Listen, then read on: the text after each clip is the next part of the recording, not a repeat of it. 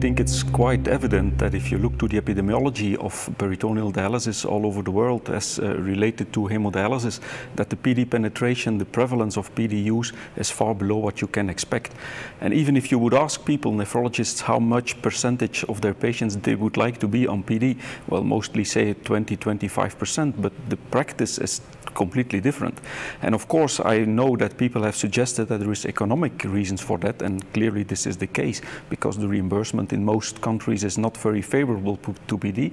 But we also believe that there is other underlying reasons. I mean, one of the biggest problems when you have a country that doesn't do much PD is that it's not even on the training curriculum for nephrologists. So there are, I think the profession has to lead in every country, in every situation. Undoubtedly, they have to lead.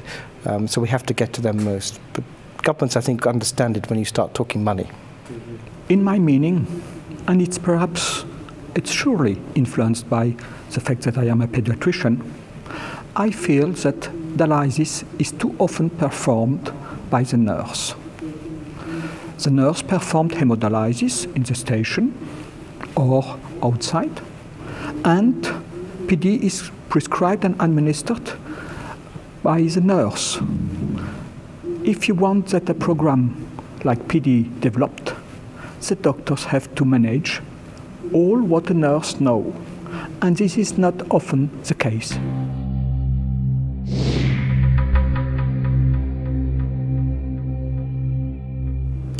To develop the PD program, we have to inform the doctors, and they have to learn what is PD. Because PD is not so simple. It could be difficult if you don't have the habits of prescription. And if you start your experience with a peritonitis, you will hesitate to put another patient on this.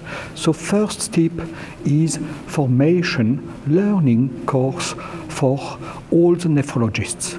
My observation from going to different countries is that it's really quite different.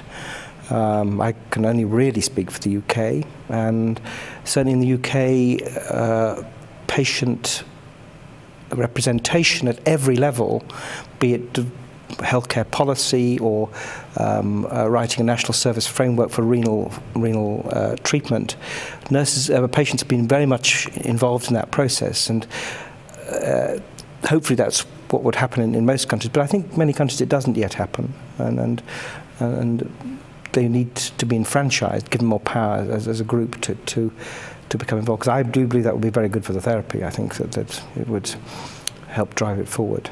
And this is, of course, a vicious circle, because if you have a small PD program, it's more likely that you have more problems because you less the experience. If you don't have the experience, you have more complications, and then you end up by saying, well, it's not a good treatment. So we have to work there. We have to give the confidence to the physicians, to the nurses, so that they can convince the patients that indeed it might be a good treatment and that it might work.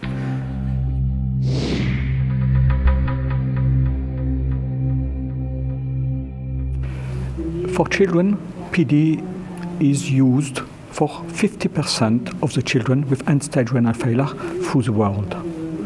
This is due to the fact that children are always in a dialysis transplantation program.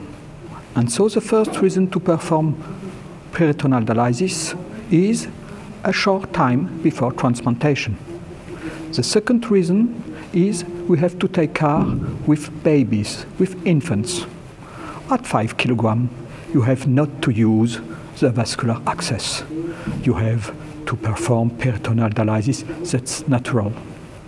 And the last indication is perhaps some adolescents. Some adolescents sometimes want to be independent from the family, so they want to perform hemodialysis. But others want to make more social life, and so they want PD at home. And these are the three main reasons why we use PD for children. First of all, there is a lot of misconceptions. For example, like PD in obese patients, the outcome in obese patients on PD is worse than in non-obese individuals. This is clearly so, the data show that. But if you compare obese patients on PD to obese patients on hemodialysis, outcome is equal. So it's always the wrong target that we're focusing on. People say, well, if you're obese, you cannot be on PD. This is not correct. Your outcome is worse than if you were not obese. But if you would be on hemodialysis, your outcome is as worse. It's the same with infection. Peritonitis, that's the complication of peritoneal dialysis. Everybody talks about that. But the peritonitis rate is now something like 1 in 50 patient months, which is fairly far better than the infection rate in hemodialysis. But nobody discusses about that.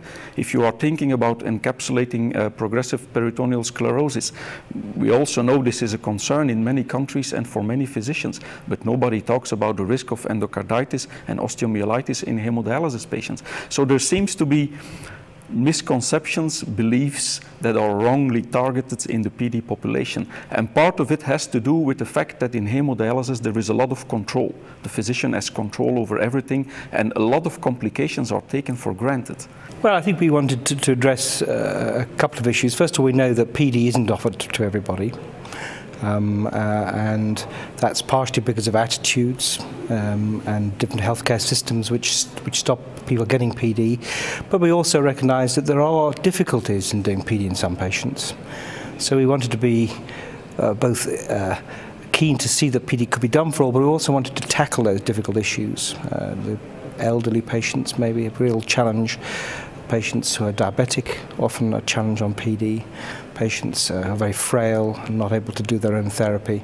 So we wanted to really tackle those difficult issues. We want the patients that really have particular problems and conditions have particular prejudices about.